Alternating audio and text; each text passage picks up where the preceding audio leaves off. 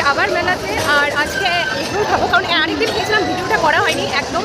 তো এত ভালো বানিয়েছিল এগরোলটা যে আজকে ট্রাই করার জন্য, এর জন্য আবার আমি আর